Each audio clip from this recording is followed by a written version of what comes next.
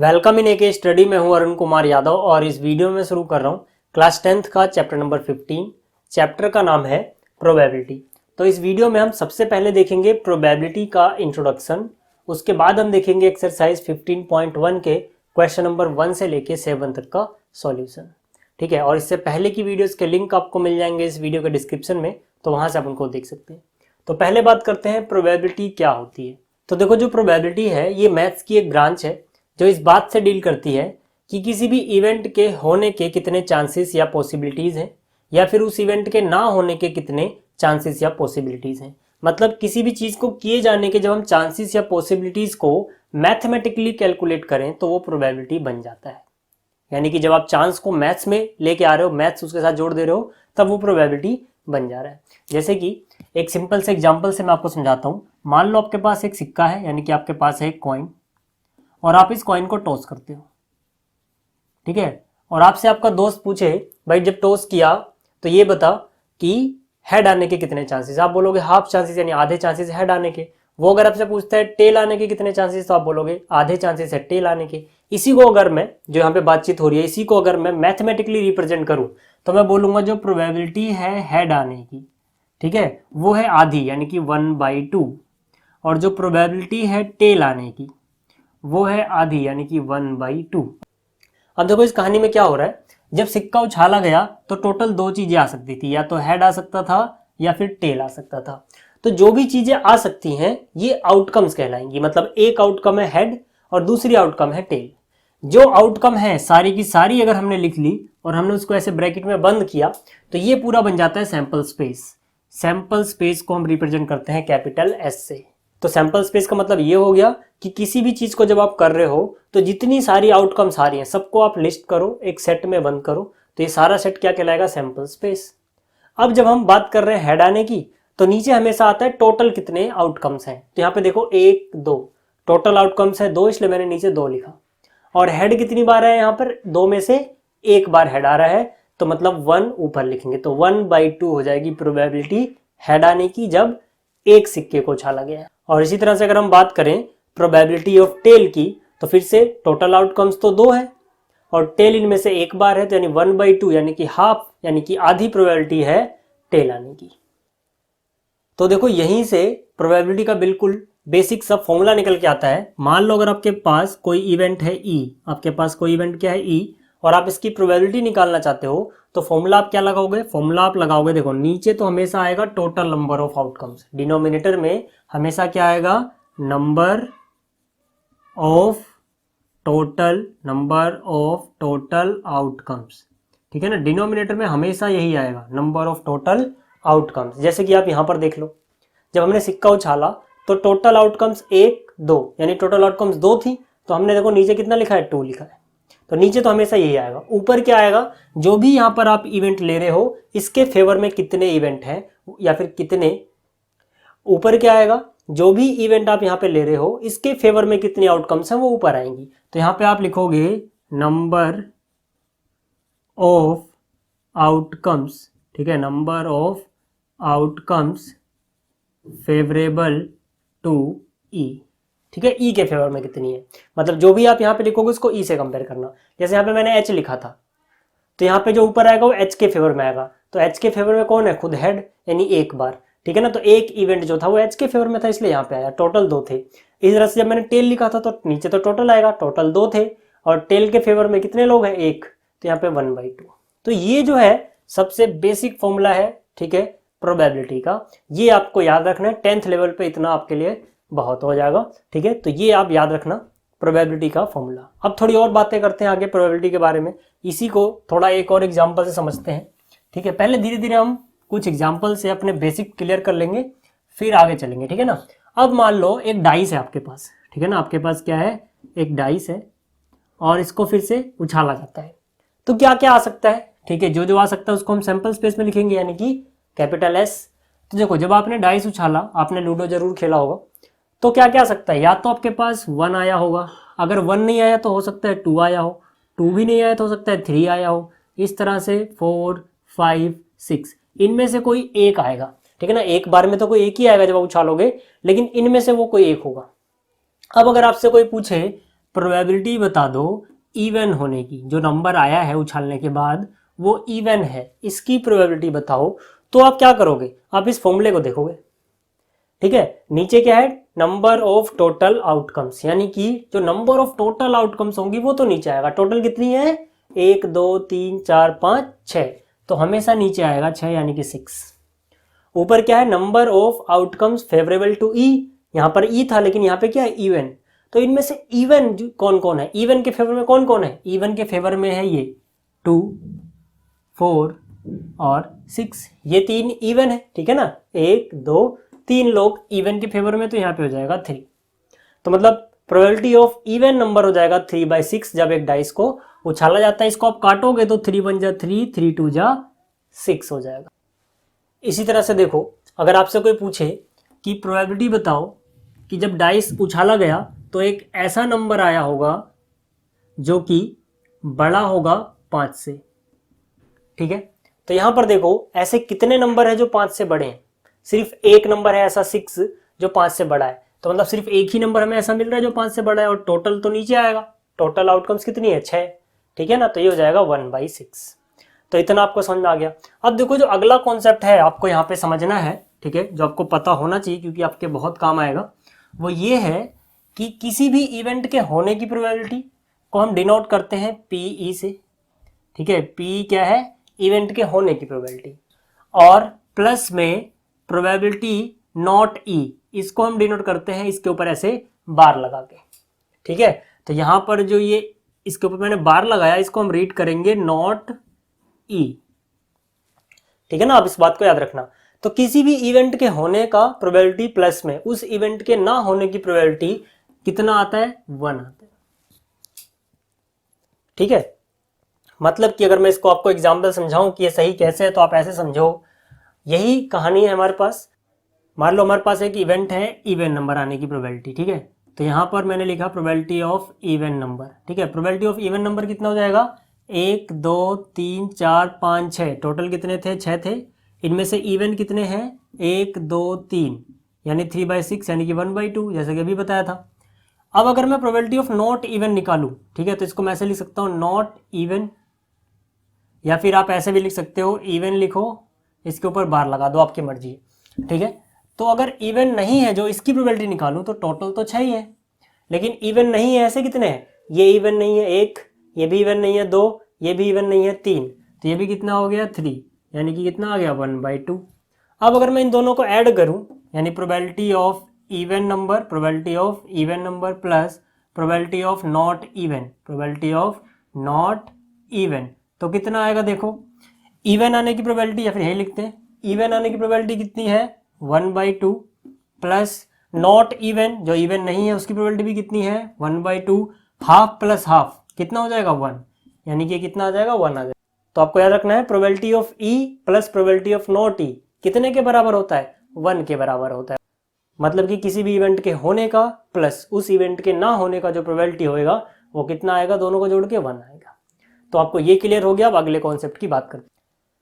अब देखो जो अगला इवेंट हमें सीखना है वो ये है कि किसी भी इवेंट की प्रोबेबिलिटी, मान लो यहाँ पर कोई इवेंट है E, इसकी प्रोबेबिलिटी है PE। ठीक है, किसी भी इवेंट की प्रोबेबिलिटी हमेशा 0 से बड़ी या बराबर होती है और छोटी या बराबर होती है 1 से। मतलब किसी भी इवेंट की प्रोबेबिलिटी कभी भी नेगेटिव नहीं होगी, मतलब 0 से छोटी नहीं होगी और 1 से बड़ी भी नहीं होगी। ये कॉन्सेप्ट भी आपको याद रखना है, सीधा सीधा इस पे 1 नंबर में क्वेश्चन पूछ लिया जाता है। ठीक है, तो यहाँ पर आपको ये समझ में आ गया होगा कि probability of an event E is always greater than or equal to 0 and less than or equal to 1। ठीक है, तो आपको ये बात हमेशा याद रखनी है। ठीक, इसके बाद जो अगला कॉन्सेप्ट है वो आपको याद रखना है कि sum of all probabilities of all elementary events is equal to 1। मतलब जितने भी एलिमेंट्री इवेंट आ रहे हैं उन सबकी प्रोबेबिलिटी हम निकालें और सबको ऐड करें तो 1 आता है। अब यहाँ पे एलिमेंट्री इवेंट का मतलब क्या होता है, एग्जांपल समझाता हूँ। मान लो डाइस उछाली गई, जब डाइस उछाली जाएगी तो क्या क्या आएगा, 1 2 3 या फिर 4 या फिर 5 या फिर 6। तो इसमें से हर एक इवेंट, जब मैं सिर्फ एक एक इवेंट ले रहा हूं, हर एक यहाँ पर आउटकम जो है, तो इनमें से हर एक आउटकम, जब मैं एक एक आउटकम ले रहा हूं तो वो एक एलिमेंट्री इवेंट है। मतलब क्या, मैं ऐसे ही दिखूं कि भाई प्रोबेबिलिटी ऑफ 1 कितना है, तो 1 कितना है 1/6। भाई एक आने की कितनी प्रोबेबिलिटी है 1/6, 6 में से एक बार 1 है। इसी तरह से दूसरा एलिमेंट्री इवेंट क्या हो जाएगा यहाँ पे 2 का आना। ठीक है, जितनी आउटकम्स है सबकी आप अलग अलग प्रोबेबिलिटी निकाल लो, तो हर एक आउटकम क्या कहलाएगा, एक एलिमेंट्री इवेंट। ठीक है, तो 2 आने की कितनी प्रोबेबिलिटी है भाई, टोटल आउटकम है 6, और 2 कितनी बार है, एक बार 2 आ रहा है। ठीक है, इसी तरह से प्रोबेबिलिटी ऑफ 3 की बात करूं मैं, तो यहाँ पर 3 भी एक बार आया तो 1/6 हो जाएगी। प्रोबेबिलिटी ऑफ 4 की बात करूं मैं, तो यहाँ पे 4 कितनी बार आया, एक बार, तो ये 1/6 हो जाएगी। प्रोबेबिलिटी ऑफ 5 की बात करूं मैं, तो 5 कितनी बार आया है 1 बार, टोटल कितने हैं 6 हैं। प्रोबेबिलिटी ऑफ 6 की बात करूं मैं, तो 6 कितनी बार आया, एक बार, और टोटल कितने हैं 6 हैं। तो यहाँ पर ये एलिमेंट्री इवेंट होंगे। जब आप इनको अलग अलग निकाल रहे हो, 1 का अलग, 2 का अलग, 3 का अलग, इनको हम क्या बोलेंगे, एलिमेंट्री इवेंट। और इन सब की जो प्रोबेबिलिटी है, इसका अगर हम सम निकालें तो हमेशा 1 आएगा। मैं आपको निकाल के दिखाता हूँ। ठीक है, probability of 1 plus probability of 2 plus probability of 3 plus probability of 4 plus probability of 5 plus probability of 6। ठीक है, अब इनको जरा आप जोड़ो, 1 की प्रोबेबिलिटी 1/6, सबकी 1/6 आ रही है, यानी कि 1/6 प्लस इसकी भी 1/6, 1/6, 1/6, 1/6 और 1/6। ठीक है, देखो नीचे जो डिनोमिनेटर है सबका 6 है, तो जब डिनोमिनेटर सेम हो तो यहाँ पर बराबर हो जाएगा, इनका एलसीएम तो 6 ही हो जाएगा। और इनको आप जोड़ लो, 1 2 3 4 5 6, यानी 6/6। 6/6 का क्या मतलब होता है, 6/6 का मतलब हो जाता है 1। ठीक है ना, जब डिनोमिनेटर सेम हो तो ऊपर अगर ऐड हो रहा है तो ऐड करो, सब्ट्रैक्ट हो रहा है तो सब्ट्रैक्ट करो। तो मतलब क्या, जब सारी एलिमेंट्री प्रोबेबिलिटी हमने जोड़ी तो कितना मिला हमें, 1 मिला। ठीक है, तो ये कॉन्सेप्ट भी आपको क्लियर हो गया होगा कि sum of all probability of all elementary events is equal to 1 होता है। ठीक है, तो ये भी क्लियर है। अब आगे बात करते हैं। अब देखो, जो अगला कॉन्सेप्ट हमें सीखना है वो ये है कि प्रोबेबिलिटी कितनी होती है श्योर इवेंट की।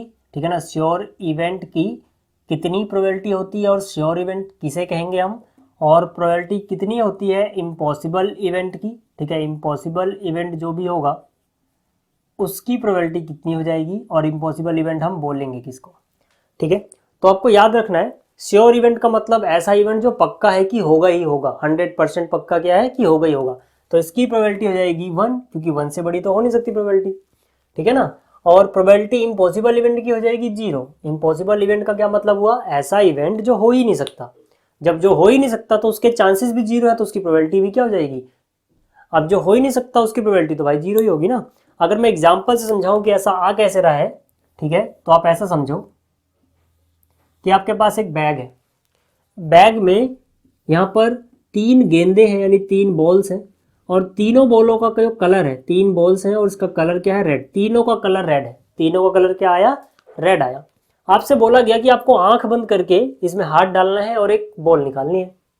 तो जो आपने बॉल निकाली वो किस कलर की होगी, तो आप सिंपली बोल सकते हो यार कि जब भी आप इसमें हाथ डालोगे, 3 बॉलें हैं, ठीक है, आप इनमें से एक बॉल निकाल रहे हो हाथ डाल के, तो आंख बंद हो या खुली हो, बॉल तो रेड ही निकलेगी ना। तो मतलब 100% क्या आएगा, रेड बॉल आएगी। तो यानी कि अगर मैं यहाँ से प्रोबेबिलिटी निकालूं रेड बॉल की, प्रोबेबिलिटी किसकी निकालूं, रेड बॉल की, तो यहाँ पर टोटल बॉलें कितनी है वो नीचे आएगा, टोटल आउटकम्स है 3, और इनमें से रेड के फेवर में जो होगा वो ऊपर आएगा। तो रेड के फेवर में तीनों की तीनों रेड है यार, तो तीनों की तीनों रेड के फेवर में होंगी, तो 3/3 कितना, 1। तो देखो, जब थैले में सिर्फ लाल ही गेंद है तो यार ये तो श्योर है ना, पक्की बात है कि हमेशा इसमें से लाल ही निकलेगी, तो मतलब इसकी प्रोबेबिलिटी हो जाएगी 1। लेकिन अगर आपसे बोल दिया जाए भाई प्रोबेबिलिटी बताओ पिंक बॉल आने की, प्रोबेबिलिटी क्या बताओ, पिंक बॉल आने की, तो भाई टोटल बॉल्स तो 3 है, वो तो नीचे आएगा। जब भी हाथ डालोगे पिंक कभी निकलेगी नहीं, पिंक का निकलना इम्पॉसिबल है। क्यों इम्पॉसिबल है, क्योंकि यहाँ पे पिंक बॉल है ही नहीं। तो मतलब पिंक के फेवर में कोई बॉल नहीं है, पिंक के फेवर में क्या है, 0 बॉल है। ठीक है ना, तो मतलब 0/3 का मतलब क्या हो गया, 0। तो इस तरह से आपको याद रखना है कि जो इम्पॉसिबल इवेंट होता है उसकी प्रोबेबिलिटी कितनी आती है 0, और जो श्योर इवेंट होता है उसकी प्रोबेबिलिटी कितनी आती है 1। श्योर इवेंट हम उस इवेंट को बोलते हैं जिसका होना 100% तय है, और इम्पॉसिबल इवेंट हम उसको बोलते हैं जिसका ना होना 100% तय है, यानी वो कभी हो ही नहीं सकता।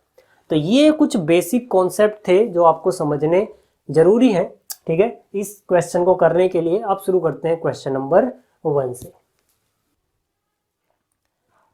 तो यहाँ पर देखो जो क्वेश्चन नंबर 1 है 15.1 का, इसमें बोला गया है कंप्लीट दी फॉलोइंग सेंटेंसेस। यहाँ पे हमें सेंटेंसेस कंप्लीट करने हैं, और ये सारे के सारे सेंटेंसेस उन्हीं कॉन्सेप्ट के ऊपर बेस्ड हैं जो मैंने अभी आपको बताया। जैसे इसमें पहला पॉइंट है probability of an event E plus probability of the event not E is equal to, तो यहाँ पे हम लिख देंगे 1। अभी मैंने आपको क्या बताया था कि किसी भी इवेंट के होने की प्रोबेबिलिटी प्लस उस इवेंट के ना होने की प्रोबेबिलिटी का सम जो होता है, यानी कि वो जोड़ते हैं तो 1 आता है। ठीक है ना, अभी मैंने आपको बताया था कि probability of E plus probability of not E कितना होता है 1 होता है, जस्ट अभी अभी बताया मैंने आपको।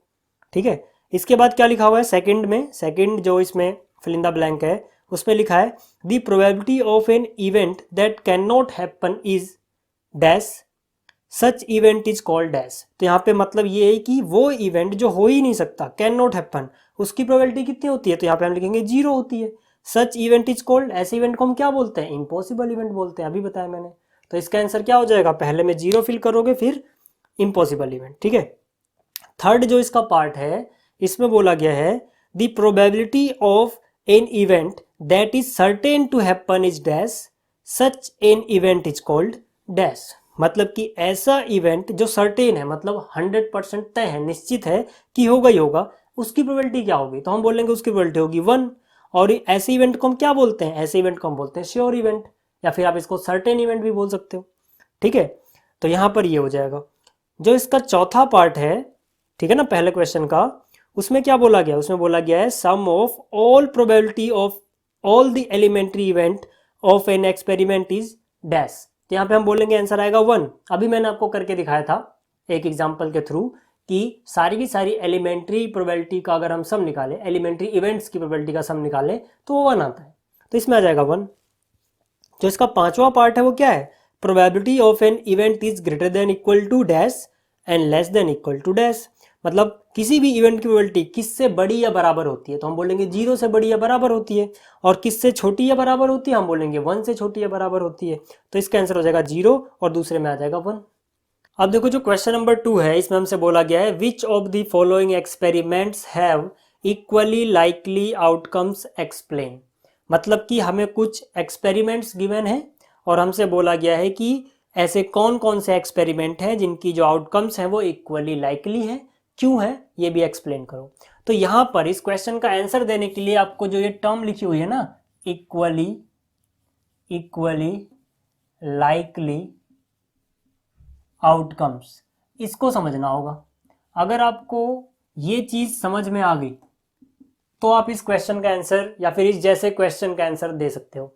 तो इक्वली लाइकली आउटकम्स, इसका मतलब होता है ऐसी आउटकम्स जिनके होने की प्रोबेबिलिटी इक्वल हो। ठीक है, क्वेश्चन के आंसर देने से पहले मैं एक एग्जांपल समझाता हूं। मान लो फिर से एक कॉइन उछाला जाता है, क्या उछाला जाता है, एक कॉइन।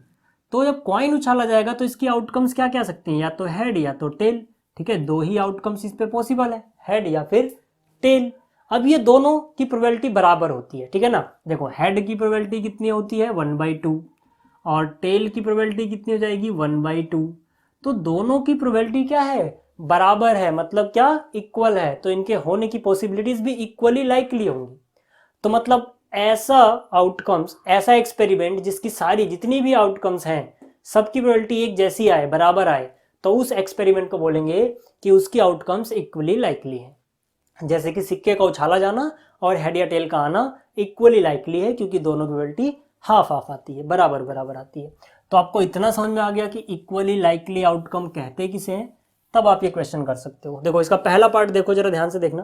पहले पार्ट में बोला गया है a driver attempts to start a car, the car start or does not start. मतलब क्या कि बंदे ने कार स्टार्ट करने की कोशिश की, अब प्रोबेबिलिटी जो कार है स्टार्ट हो जाएगी, कार जो है ये स्टार्ट हो जाएगी, और प्रोबेबिलिटी जो कार है वो डज नॉट स्टार्ट, मतलब स्टार्ट नहीं होगी, does not start, car start नहीं होगी, इसकी प्रोबेबिलिटी बतानी है। तो क्या ये दोनों प्रोबेबिलिटी बराबर आएंगी? बिल्कुल नहीं, कभी नहीं हो सकता ऐसा कि हमेशा ये दोनों बराबर आ जाएं। क्यों नहीं आएंगी? देखो यार, कार खराब हो, अब ड्राइवर कितना भी अच्छा हो, कार अगर खराब है तो क्या कार के स्टार्ट होने की और कार के स्टार्ट ना होने की प्रोबेबिलिटी सेम होगी? नहीं, ठीक है, कभी ऐसा नहीं होगा। और कार अगर बहुत अच्छी कंडीशन में है और ड्राइवर को स्टार्ट करनी भी आती है, ठीक है, दोनों चीजें हैं, तो कार लगभग लगभग हमेशा स्टार्ट हो जाएगी। मतलब यार दोनों की प्रोबेबिलिटी बराबर तो नहीं होगी ना, तो ये इक्वली लाइकली नहीं है। तो यहां पे हम लिखेंगे these are not equally likely, ठीक है। और इसका दूसरा क्या है? इसका दूसरा है player attempts to shoot a basketball, she or he shoots or missed the shot. मतलब कि एक प्लेयर है जो बास्केटबॉल शूट करता है, वो शूट कर देगा या मिस कर देगा, इसकी प्रोबेबिलिटी क्या इक्वली लाइकली है या फिर नहीं है, ये बताओ। तो हम बोलेंगे यहां पर भी जो प्रोबेबिलिटी होगी वो इक्वली लाइकली नहीं होगी। क्यों भाई? टैलेंट पे डिपेंड करता है। मान लो कोई ऐसा प्लेयर जो बहुत ज्यादा प्रैक्टिस कर चुका है, कोई प्रोफेशनल प्लेयर है, तो उसके शूट करने की प्रोबेबिलिटी ज्यादा होगी, ठीक है, और शूट ना करने की प्रोबेबिलिटी हो सकता है कम हो, ठीक है। इसी तरह से एक ऐसा नौसिखिया जिसने कभी बास्केटबॉल नहीं खेला, उसके लिए शूट करना ज्यादा मुश्किल होगा और शूट ना करना आसान होगा, जब भी वो फेंकेगा मिस हो जाएगा। तो मतलब यहाँ पर डिपेंड करता है आप में टैलेंट कितना है, तो टैलेंट पे डिपेंड करता है ना, हो सकता है कम, हो सकता है ज्यादा। तो मतलब यहाँ पे शूट कर पाने की और शूट ना कर पाने के जो प्रोबेबिलिटी है वो बराबर नहीं आएगा। तो यहाँ पे हम बोलेंगे नॉट इक्वली लाइकली, ठीक। अब जो देखो तीसरा पार्ट है उसमें बोला गया है a trial is made to answer a true false question, the answer is right और रॉन्ग, ठीक है। जो आंसर है वो राइट होगा या रॉन्ग होगा ये बताना है। तो देखो जो क्वेश्चन है उसके दो आंसर हैं, या तो वो ट्रू है या फिर वो फॉल्स है, और जो सामने वाला इसको अटेम्प्ट कर रहा है उसको ये आता नहीं है। हमें कैसे पता लगा आता नहीं है? क्वेश्चन में साफ साफ लिखा गया है कि ट्रायल किया जाता है, मतलब वो एक तरह से तुक्का लगा रहा है। अगर उसको आता होता तो बात अलग होती, लेकिन जब वो ट्रायल कर रहा है, आप तुक्का कब लगाते हो? जब आपको नहीं आ रहा है। तो मतलब इस बंदे को क्वेश्चन आता नहीं है, तो जब क्वेश्चन आता नहीं है अब वो ट्रू या फॉल्स का तुक्का लगाएगा, तो दो ही ऑप्शन है, आधे चांसेस है कि उसका तुक्का सही हो जाए, आधे चांसेस है कि उसका तुक्का गलत हो जाए। तो मतलब हाफ चांसेस है, ठीक है, हाफ चांसेस है कि वो आंसर राइट बता देगा, हाफ चांसेस है कि उसने गलती कर दी, ठीक है ना, क्योंकि उसको क्वेश्चन आता नहीं है, वो ट्रायल कर रहा है। तो मतलब ये इक्वली लाइकली है। तो जो थर्ड पार्ट है आपका, ठीक है, ये ट्रायल इज मेड वाला, वो बोलेंगे कि हाँ भाई ये इक्वली लाइकली है। इसके बाद जो चौथा पार्ट है उसमें बोला गया है ए बेबी इज बोर्न बॉय और गर्ल। तो भाई देखो जब एक बच्चा होगा, ठीक है, तो या तो वो लड़का होगा या फिर वो लड़की होगी, बॉय या गर्ल होगा, तो हाफ ऑफ चांसेस है लड़का या लड़की होने के। तो मतलब ये भी इक्वली लाइकली है। तो जो इसका फोर्थ पार्ट है इसमें भी बोलेंगे हाँ ये इक्वली लाइकली है। तो ये था क्वेश्चन नंबर 2। अब बात करते हैं क्वेश्चन नंबर 3 की। जो क्वेश्चन नंबर 3 है, ठीक है, वो भी कुछ ऐसे ही कॉन्सेप्ट पे डिपेंड करता है। क्वेश्चन नंबर 3 में बोला गया है why is tossing a coin considered to be a fair way of deciding which team should get the ball at the beginning of the football game. मतलब जो टॉस किया जाता है सिक्का, ठीक है, वो फेयर क्यों माना जाता है? देखो जब सिक्के को टॉस किया जाएगा दो ही चीजें हो सकती हैं, या तो हेड या तो टेल, और टीमें भी कितनी हैं? 2 टीमें होंगी, ठीक है ना भाई। तो यहाँ पर हेड आने की प्रोबेबिलिटी जो होगी वो भी हाफ होती है, और टेल आने की प्रोबेबिलिटी हाफ होती है। मतलब प्रोबेबिलिटी ऑफ हेड बराबर होती है प्रोबेबिलिटी ऑफ टेल के, दोनों आधी आधी हैं। तो भाई दोनों टीम के पास बराबर बराबर संभावनाएं हैं टॉस हारने या जीतने के, तो इसको हम फेयर बोलेंगे क्योंकि दोनों के पास बराबर बराबर चीजें मिल रही हैं, ठीक है। तो इसीलिए इसको फेयर बोला जाता है, क्योंकि प्रोबेबिलिटी ऑफ हेड या प्रोबेबिलिटी ऑफ टेल दोनों आधे आधे होते हैं, ठीक। तो ये आपको समझ में आ गया। अब बात करते हैं आगे, जो क्वेश्चन नंबर 4 है, इसमें देखो हमें क्या दिया हुआ है। जो क्वेश्चन 4 है, ठीक है, इसकी लाइन पढ़ो पहले आप। इसकी लाइन में लिखा गया है which of the following can not be the probability of an event, ठीक है ना। जो ए है ऑप्शन इसमें, ठीक है, ए में दिया गया है 2/3, और जो बी है इसमें दिया गया -1.5, जो सी है इसमें दिया गया 15%, और जो डी है इसमें हमें दिया गया है 0.7। तो इस क्वेश्चन का आंसर हम किस बेस पे देंगे कि जो प्रोबेबिलिटी होती है किसी भी इवेंट ई की, वो कभी नेगेटिव नहीं होती, मतलब 0 से बड़ी या बराबर होगी, और 1 से भी बड़ी नहीं होती। तो देखो ये भी 1 से बड़ा नहीं है, 0 से छोटा भी नहीं है, ये हो सकता है, ये नहीं हो सकता। क्यों? ये नेगेटिव आ गया, ठीक है ना, माइनस में है ये। तो यार नेगेटिव नंबर पक्की बात है 0 से छोटा होगा, लेकिन प्रोबेबिलिटी 0 से छोटी नहीं हो सकती। तो इसका आंसर दे देंगे। देखो जो क्वेश्चन नंबर 5 है, इसमें हमसे बोला गया है if P E is equal to 0.05 what is the probability of not E. मतलब क्या? प्रोबेबिलिटी ऑफ ई हमें कितना बता दिया गया? 0.05। 0.05 हमसे क्या पूछा गया? प्रोबेबिलिटी बता दो भैया नॉट ई की, ठीक है, क्या होगी। तो इसके लिए हम क्या कॉन्सेप्ट लगाएंगे? मैंने आपको अभी बताया था कि किसी भी इवेंट के होने की, यानी कि पी ऑफ ई प्लस में उसी इवेंट के ना होने की, यानी प्रोबेबिलिटी ऑफ नॉट ई, इनको अगर हम सम करें यानी ऐड करें तो आंसर आता है 1, ठीक है। तो यहाँ पे ई की प्रोबेबिलिटी हमें पता है 0.05, तो नॉट ई की आसानी से हम निकाल सकते हैं भाई, ठीक है। ये कितना है? 1। तो प्रोबेबिलिटी ऑफ नॉट ई बराबर हो गया 1 माइनस, ठीक है, ये चीज़ चली आएगी माइनस में 0.05। पॉइंट वाली माइनस के लिए हम क्या करेंगे? यहाँ पे 1 लिखेंगे, 1 के आगे पॉइंट नहीं है, समझो यहाँ पे मैंने 0.00 लगा दिया। इस पॉइंट के नीचे ये लिखेंगे, पॉइंट के बाद 0.5 है, 0.5 यहाँ आएगा, इसके पहले 0 है, ठीक है। 10 में से 5 गया 5, 9 में से 0 गया 9, यहाँ पे बचा 0, यानी कि प्रोबेबिलिटी ऑफ नॉट ही हो जाएगी 0.95, ठीक है। तो क्वेश्चन नंबर 5वां भी हो गया। अब अगले की बात कर लेते हैं यार। अब देखो जो क्वेश्चन नंबर 6 है, ये भी बहुत इजी क्वेश्चन है। इसमें बोला गया a bag contains lemon flavoured candies only. Malini takes out 1 candy without looking into the bag. What is the probability that she takes out?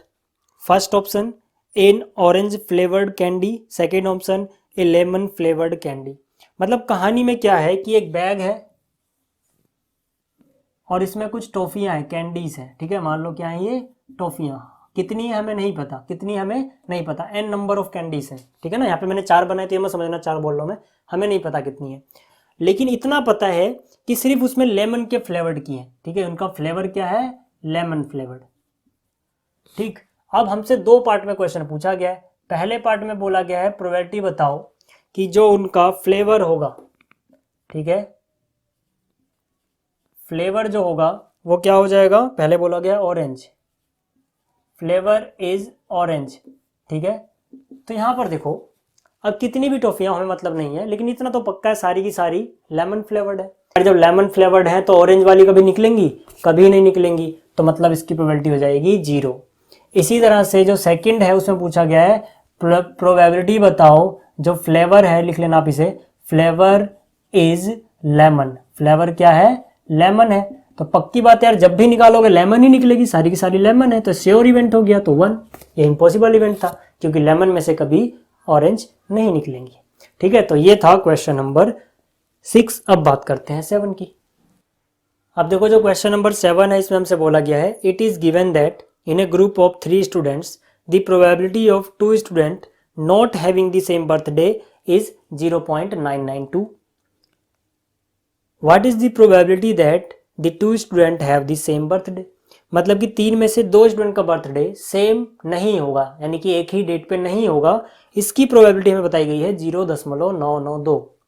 और हमें बताना है कि सेम डेट पे होगा, इसकी प्रोबेबिलिटी कितनी होगी। तो यहाँ पर देखो मैंने लिखा कि जो ई है ये वो इवेंट है जब बर्थडे होता है सेम, यानी कि सेम डेट को। तो ई नॉट, इसके ऊपर बार लगा दिया मैंने, तो ई नॉट का मतलब हो जाएगा event that birthday is not same.